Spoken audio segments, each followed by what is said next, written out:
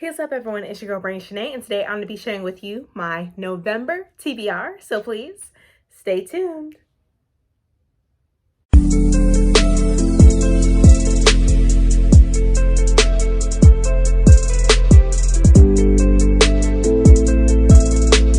And I am back, and also if you are new to my channel, welcome. So the first book that I'm going to be reading about, it has a lot to do with the elections. This election is crazy. They're still counting the ballots, all the votes and everything. They're still counting them to this day. So hopefully today they will announce who is the winner of this 2020 election. But anywho, I thought this book was something that is pretty much dealing with the election, and I thought that was it was about time that I read it, because, and it's also pretty good reading it now because it suits it.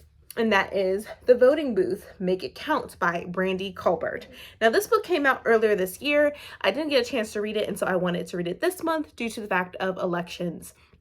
I thought that the timing was just perfect. So I'll be reading this month, and let's see what it says here for the synopsis so you can get a better idea what it's about.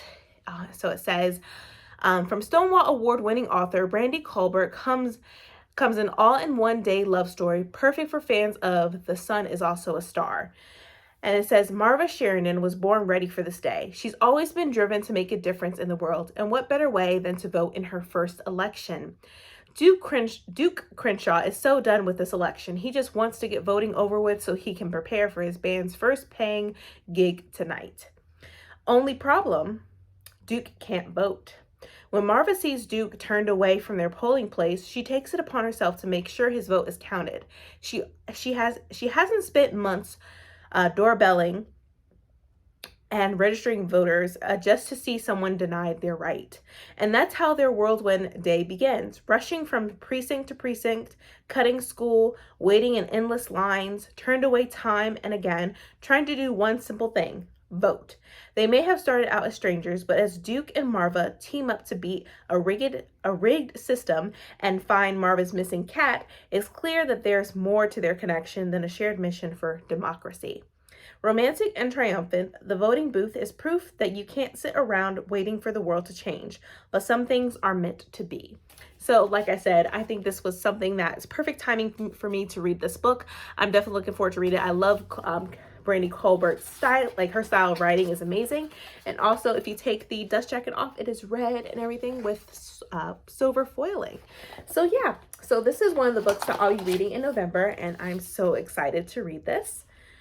Then the next book, this book came out like a couple months ago, and I love her writing as well, especially how she writes and everything like that. And that is Before the Ever After by Jacqueline Woodson.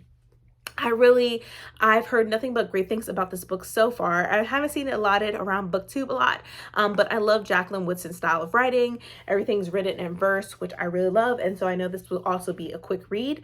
But this is pretty much dealing with a pro football player and his son, seeing him go through CTE, which is something that you can get having multiple concussions at a time, and also that is very common and is known for especially a lot of football players, which I really am against my son even playing football. I really don't want him to play due to that fact, or if he does play, I don't want him to start out young, because there's a lot of 7 and 8-year-olds already getting concussions because they're in these little leagues, and I can't do it. I can't put my heart through that, and I do not want to put my son through that.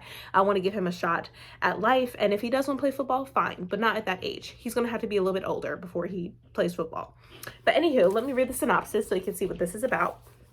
So it says, for as long as CJ can remember, his dad's been everyone's hero, a popular pro football star. He's as beloved to the neighborhood kids as he is to millions of sports fans. But lately, his dad's forgetting stuff and has turned moody. The doctors think it might be because he's had so many concussions, but they're not sure how to help. That stings, and so does the day his dad embarrasses him in front of his friends. CJ's scared and has a lot of questions. Will his friends stop coming over? Will his father get better? And are their glory days gone forever? For now, though CJ's just doing his best to get by, taking comfort in his music and the friends who do have his back, somehow whatever's coming next doesn't seem half as scary with them cheering him on. National Book Award winner Jacqueline Woodson's powerful novel in verse celebrates our ability to adapt and bravely go forth when not every happily ever after can be counted on. So I really am looking forward to reading this book. It sounds amazing. And it even says, like on the back here, it says, even as a little boy, my dad would say I had all kinds of dreams and I was always somebody's hero. And I'd say, now I'm a little boy and you're everybody's hero. And my dad would smile, hug me. Sometimes there'd be the beginning of tears in his eyes. I didn't know why then, but I do now. It's hard to stay a hero.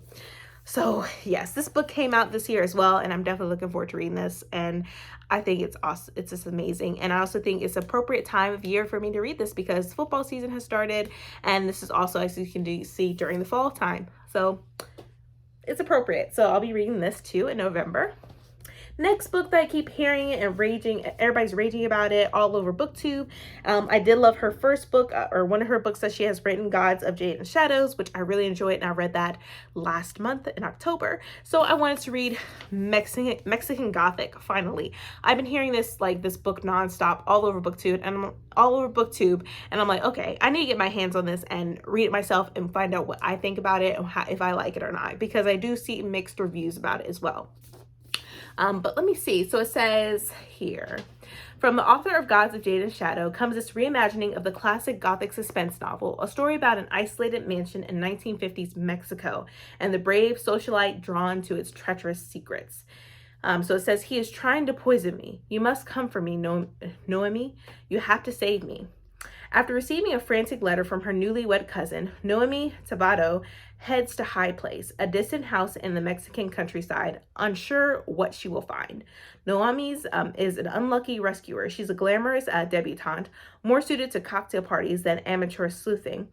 But she's also tough, smart, and not afraid. Not of her cousin's new English husband, a stranger who is both menacing and alluring. Not of his father, the ancient patriarch who seems fascinated by Naomi.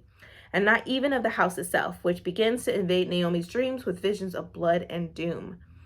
Naomi's only ally in this inhospitable place is the family's youngest son, but he too may be hiding something dark, for there are many secrets behind the walls of High Place, as Naomi discovers when she begins to unearth stories of violence and madness.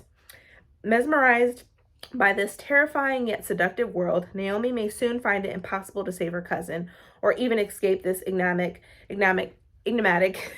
house. So yeah, so this sounds really good. It is a thriller. People say it's gothic, it's horror, but I don't know. I want to see for myself. A lot of people said at the very beginning of the book, it is amazing and they enjoyed it a lot immensely. But as it kept going and then got to the end, it got weird and they wasn't interested in it anymore. So hopefully that won't be the case for me. So I'm definitely gonna be reading this this month so I can get create my own opinion about the book. So we have this one right here, which I do love the cover, by the way. It's so cute. I love it so much. And then if I take the dust jacket off, it's red with gold foiling. So we have this book. Next book, I'm going to be reading this book because the next and final book of this series comes out, and it's going to be A Reaper at the Gates by Tys Tether. So I know that Penguin Teen had to read-alongs for it. I really was consumed with so many things going on during that time. So I'll be reading this book this month, and then I'll be reading the last book next month in December because it comes out. So yes, I'm gonna be reading this in November, and I'm so excited to step back into this world and just know what happens next, and then read the next book in December and just probably tear up and cry because I've been seeing Tys Tether's interviews and stuff about the book, and I know some stuff is about to go down. But yeah, so let me read the synopsis. So it says, beyond the Martial Empire and within it, the threat of war looms ever larger. Helene Aquila, the Blood Strike, is desperate to protect her sister's life and the lives of everyone in the empire. Yet danger lurks on all sides. Emperor Marcus, haunted by his past, grows increasingly unstable and violent, while Caris Viteria, the ruthless commandant, capitalizes on the emperor's validity to grow her own power, regardless of the carnage she leaves in her path. Far to the east, Leia of Sarah knows that the fate of the world lies not in the machinations of the martial court, but in stopping the Nightbringer. During the hunt to bring him down, Leia faces unexpected threats from those she hoped would help her, and is drawn into a battle she never thought she'd have to fight. And in the land between the living and the dead, Elias Viterius has given up his freedom to serve as soul catcher. However, in doing so, he has vowed himself to an ancient power that demands his complete surrender, even if that means abandoning the woman he loves. So, oh my gosh, I'm looking forward to reading this third book.